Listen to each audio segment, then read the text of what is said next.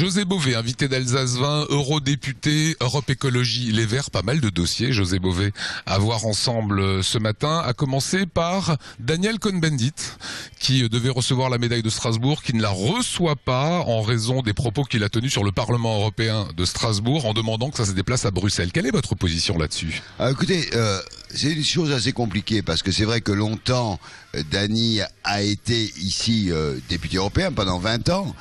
C'est vrai qu'il a toujours, pour des raisons, lui disait, financières, souhaité un siège unique. Bon, moi, à mon avis, le Parlement ne va pas bouger. C'est vrai que la question financière est quelque chose que je peux entendre. Et j'ai été assez sensible à ça. Puis aujourd'hui, j'ai une nouvelle réflexion. C'est de me dire, l'Europe, elle est en train de se construire. Il faut la renforcer. Mais pas sur le principe d'un super-État. Et donc, si on n'est pas un super-État, eh bien, il faut qu'on ait des institutions décentralisées. Et donc, dans ce cadre-là, Strasbourg est un cœur de l'Europe. Donc, vous êtes plutôt pro-Strasbourg. Alors, c'est la nouvelle réflexion, parce que au vote, il faut être clair, hein, j'avais voté pour le siège unique. Et puis, depuis la réflexion que j'ai menée sur toute cette bataille qu'on a sur les États-nations, quel type d'Europe on construit, je pense à y réfléchir maintenant qu'il faut, au contraire, mais avec cette nouvelle réflexion. José Bové, Nantes, l'aéroport de Nantes, forcément, manifestation et violence il y a quelques semaines. Cécile Duflot, verte, au gouvernement, annonçait que si elle n'avait pas été ministre, elle y serait allée. Oui, c'est pas un scoop. Non. C'est pas un scoop puisque c'est quelque chose qui est clair et qui a été partagé depuis le début. Mais est-ce que la phrase de Chevènement fait pas écho, là, quand on est ministre, on ferme sa gueule ou on démissionne? Non, mais je pense que ça, c'est sa vision à lui. Lui, il a une vision très étatique du ministre, voilà, serviteur. Non, je crois qu'un ministre, aujourd'hui, on est quand même au 21e siècle. Tout le monde parle, tous les moyens de communication existent, donc pourquoi est-ce qu'un ministre ne dirait pas ce qu'il pense? C'est un projet qui a été porté par des élus locaux. Effectivement, l'ex-maire de Nantes est Premier ministre, mais... Dans la ville d'Hérault. Donc ouais. C'est à côté de sa ville. Mais en réalité, c'est un projet qui est bien plus ancien, puisqu'il date de 1967, et le but, c'était de faire attirer le Concorde. On est quand même très loin de ces préoccupations-là aujourd'hui. Est-ce que les Verts peuvent rester au gouvernement de Hollande? Mais pourquoi est-ce qu'ils ne resteraient pas? Il n'y a pas de souci là-dessus, puisque il y a un projet gouvernemental, il avance, il y a un certain nombre d'échéances, dont une échéance très importante d'ici quelques mois, qui est la transition énergétique. Est-ce qu'on va être capable, dans ce pays, d'être à la hauteur des besoins pour baisser le réchauffement climatique? Parce que c'est ça l'enjeu. La vieille gauche productiviste, comme j'aime bien l'appeler, avec Montebourg en tête, tourne le dos. Bon, si on tourne le dos, tant pis. Je vois pas très bien ce qu'on pourrait continuer à faire.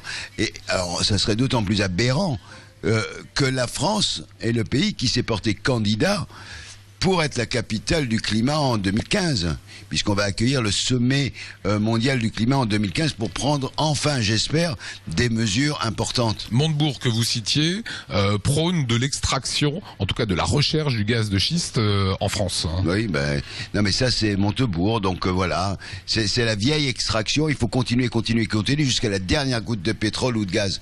Le problème c'est à quoi ça sert? On sait que si au niveau européen, tous les territoires étaient prospectés et exploités, ça concernerait à peine 5% des importations. Donc, est-ce qu'on doit détruire des territoires pour 5%, plutôt que d'investir dans le renouvelable ou dans l'efficacité énergétique? Et le faire de façon propre, comme il le prône, avec du propane, vous l'avez entendu. Oui, mais ça, c'est une illusion aussi, parce qu'il y a une entreprise qui a commencé à travailler, qui fait de la recherche là-dessus. En gros, pas avant 30 ou 40 ans, cette technologie serait au point. Éventuellement, peut-être dans 40 ans. Donc, si dans 40 ans, ça coûte tellement cher et qu'on a je sais pas moi, le baril à, je sais pas, 3 à 4 000 $, ce qui serait invraisemblable. Aujourd'hui, on est à 100. Peut-être, mais ça c'est dans 30 ou 40 ans, et en tout cas, ça ne résout rien en termes de besoins énergétiques. Dernier point, vous êtes au Parlement européen cette semaine, on rencontrait Joseph Daul début de semaine, on évoquait le cas de l'Ukraine, dont Poutine tire toujours les ficelles. Qu'est-ce qu'on peut faire au niveau du Parlement pour trouver un consensus sur cette Ukraine? Les Ukrainiens attendent énormément des élections présidentielles qui vont avoir lieu le 25 mai, c'est quand même un beau symbole symbole parce que c'est le même jour que les élections du Parlement européen. Donc on va voter à la fois en Ukraine et en Europe, ce qui nous rapproche encore un petit peu plus. Et Poutine laissera faire ça? Je crois Poutine va...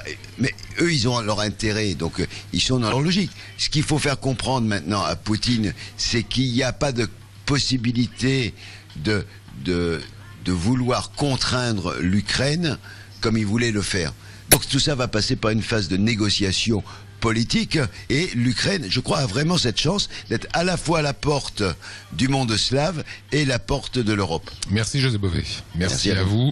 Dernier petit point, tiens, vous êtes ici dans un hôtel que vous avez choisi, qui est très écolo, et quand vous vous rendez au Parlement le matin, vous passez par les berges de l'Ar. Exactement, et c'est un vrai plaisir. Alors quand il fait beau, c'est merveilleux, mais même quand il fait un petit peu gris, c'est l'homme du Larzac qui est toujours là. Ben voilà, donc il y a des potagers, il y a les berges, c'est vrai que c'est quand même un moment agréable. Voilà, merci à vous. Merci José José Bové.